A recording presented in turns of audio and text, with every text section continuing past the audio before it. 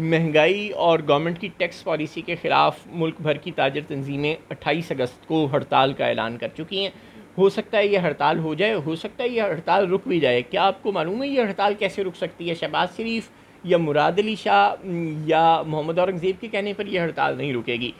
اگر شہباز شریف صاحب نے منتیں کی جی ایچ کیو کی کہ یہ ہڑتال رکوا دیں اور جی ایچ کیو میں تاجروں کے ساتھ کوئی مذاکرات اور یقین دہانیوں کا انتظام کر لیا گیا اور آرمی چیف کراچی چلے گئے اور وہاں جا کر تاجروں سے میٹنگ کر کے ان کو حوصلہ دے دیا کہ وہ خود اس معاملے کو دیکھیں گے، تو پھر شاید یہ ہڑتال رک جائے۔ تو شہباز حکومت یہ جو مدد لیتی ہے اس طرح کی اس وقت راولپنڈی سے،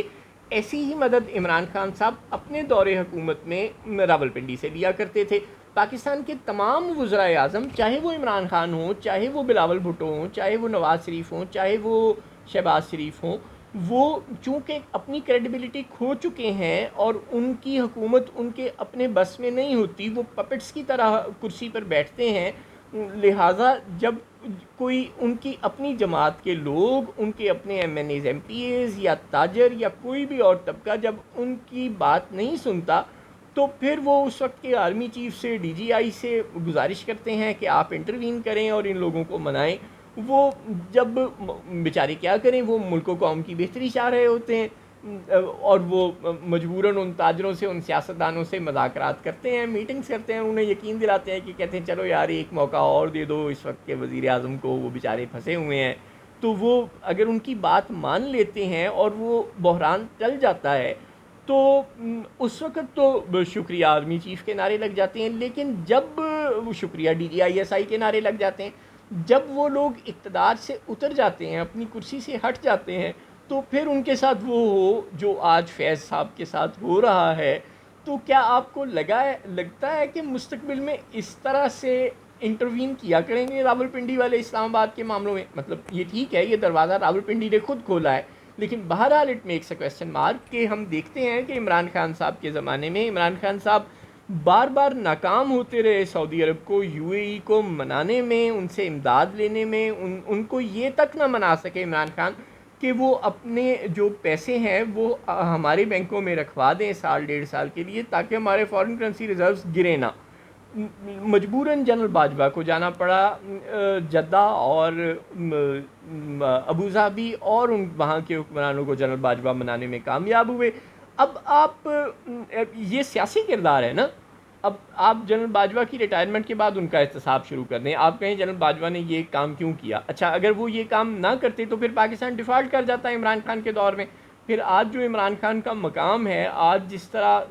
ووٹر اس کے ساتھ جڑا ہوا ہے، آج وہ جیل میں ہونے کے باوجود پاکستان کا مقبول ترین سیاستدان ہے، کیا اگر اس کے دور میں ملک ڈیفالٹ کر گیا ہوتا اور جنرل باجوہ نے انٹروین کر کے عمران خان اور سعودی عرب، عمران خان اور یو اے ای کے درمیان معاہدہ نہ کروایا ہوتا، تو کیا آج عمران خان کا وہ مقام ہوتا؟ ظاہر ہے نہیں ہوتا۔ اب اس وقت کے آرمی چیف بھی یہی کرتے ہیں، وہ مجبور ہوتے ہیں جب شہباز شریف صاحب ناکام ہو جاتے ہیں اپنی نااہل حکمرانی سے اور اپنی غلط پالیسیوں کی وجہ سے، تو وہ تاجروں سے ملتے ہیں اور کہتے ہیں یار ٹیکس دیتے رہو، ہڑتالیں نہ کرو۔ تاجر ان کی بات مان لیتے ہیں، وہ سعودی عرب، یو اے ای جاتے ہیں، ان سے کہتے ہیں کہ چلو سال ڈیڑھ سال کے لیے کوئی پیسے ہمارے اکاؤنٹس میں رکھ دو۔ وہ چین جاتے ہیں، انہیں کہتے ہیں کہ آپ کو انویسٹمنٹ کر دیں۔ اگر کوئی ان کی بات مان لیتا ہے تو یہ ہے تو ان کا سیاسی کردار۔ اب آپ کل جب وہ کرسی سے اتر جائیں گے تو ان کا ٹرائل کریں گے؟ ایسے ملک نہیں چلا کرتے، ملک کوارڈینیشن سے چلا کرتے ہیں۔ آپ ناکام اور نااہل ہوتے ہیں تو پھر راولپنڈی کو مجبوراً آپ کی مدد کے لیے آنا پڑتا ہے، اور آپ کی ریکویسٹ پر آتا ہے، خود بخود تو آ نہیں جاتا۔ اور اب کل کو آپ انہیں کہیں کہ آپ نے یہ کام کیوں کیا، اب ہم آپ کا احتساب کریں گے، تو پھر وہ پیچھے ہٹ جائیں گے، آپ کی مدد کرنا بند کر دیں گے۔ بین ہی یہی کام اب نیب کر رہا ہے کئی سالوں سے سول بیوروکریٹس کے ساتھ، کہ سول بیوروکریٹس اگر کوئی اچھے ہوتے ہیں، ایماندار ہوتے ہیں، وہ اپنے علاقے میں کوئی پل بنانے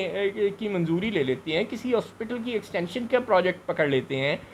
کوئی 2 سکول بناتے ہیں، یا سکولوں میں کوئی ٹاٹ سکولوں میں کوئی بینچوں کا انتظام کرنے کی کوشش کرتے ہیں، کسی جگہ اسٹریٹ لائٹس لگانے کا، کوئی پینے کے صاف پانی کا بندوبست کرنے کی کوشش کرتے ہیں، تو جب وہ ریٹائر ہو جاتے ہیں یا وہ زیادہ طاقتور عہدوں پر نہیں رہتے تو نیب ان کے خلاف انکوائریاں شروع کر دیتا ہے کہ تم نے فلاں جو پروجیکٹ کیا تھا اپنے علاقے میں اس میں تم نے اتنے روپے کی کرپشن کی اور تمہارے آمدن سے زائد اثاثہ جاتے ہیں، بتاؤ کیسے ہوا؟ وہ بیوروکریٹس کہتے ہیں کہ ہماری توبہ، پھر ہم کوئی پروجیکٹ شروع ہی نہیں کرتے۔ پھر جب ان کی کسی نئی جگہ پوسٹنگ ہوتی ہے تو وہ پھر وہاں پر بس روٹین ورک کر کے آ جاتے ہیں، وہاں پہ اپنے دور میں کوئی نیا پروجیکٹ شروع ہی نہیں کرتے۔ یہ سلسلہ احتساب ضرور کریں، لیکن احتساب کے نام پر لوگوں کو ان کی فرض شناسی یا وہ آؤٹ آف دی وے جا کر جو ملک اور قوم کو فیور دیتے ہیں اس کی انہیں سزا نہ دے۔ یا تو سول اداروں کی اتنی کیپیسٹی بلڈنگ کریں کہ انہیں راولپنڈی کی طرف دیکھنا نہ پڑے۔ اگر سول اداروں کی آپ اتنی کیپیسٹی بلڈنگ نہیں کرتے، اگر وزیر اعظم آپ سلیکٹڈ عہدوں پر نہیں بٹھائیں گے، اچھے وزیر اعظم بٹھائیں گے جن کی مورل اور الیکٹڈ اتھارٹی ہو، تو پھر تو انہیں راولپنڈی کی طرف دیکھنا نہیں پڑے گا، پھر تو ان کو تاجر بھی سنیں گے اور بیرونی دنیا بھی ان کی بات سنے گی۔ لیکن جب کمزور وزیر اعظم پاکستان میں ہوں گے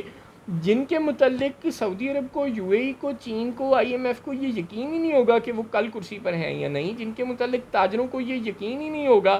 کہ جو پالیسیاں ملک میں نافذ ہیں وہ ان کی ہیں یا کسی اور کی، تو پھر کوئی ان کی بات نہیں سنے گا۔ نتیجہ یہ ہوگا کہ پھر وہ راولپنڈی کی طرف دیکھیں گے، پھر راولپنڈی ان کی مدد کے لیے آئے گا تو آپ کہیں گے کہ جی راولپنڈی نے ماورائے آئین اقدام کر دیا، یہ ایکسٹرا کانسٹیٹیوشنل ایکٹیویٹی ہے، اس کا احتساب کرو۔ پھر راولپنڈی اگر اس کام سے پیچھے ہٹ جائے تو پھر ملک ڈیفالٹ کر جائے گا۔ یوں یہ انڈے اور مرغی والا معاملہ ہے۔ راولپنڈی اور اسلام آباد دونوں کو یہ سمجھنا ہوگا کہ جب تک وہ کانسٹیٹیوشن کے اندر ڈیفائن کی گئی اپنی اپنی لمٹس کے اندر واپس نہیں چلے جاتے، جب تک راولپنڈی بیرکوں میں واپس نہیں چلا جاتا، جب تک اسلام آباد اپنا کام اپنے بلبوتے پر کرنے کی صلاحیت نہیں پیدا کر لیتا، جب تک شہباز شریف جیسے نااہل لوگ کرسی پر بیٹھے ہوں گے، چاہے وہ خود بیٹھے یا انہیں بٹھایا گیا ہو، تب تک ملک کا نظام نہیں چلا سکتا وزیر اعظم اکیلے۔ اسے مجبوراً راولپنڈی کی مدد لینی پڑے گی، اور وہ راولپنڈی کی مدد لے گا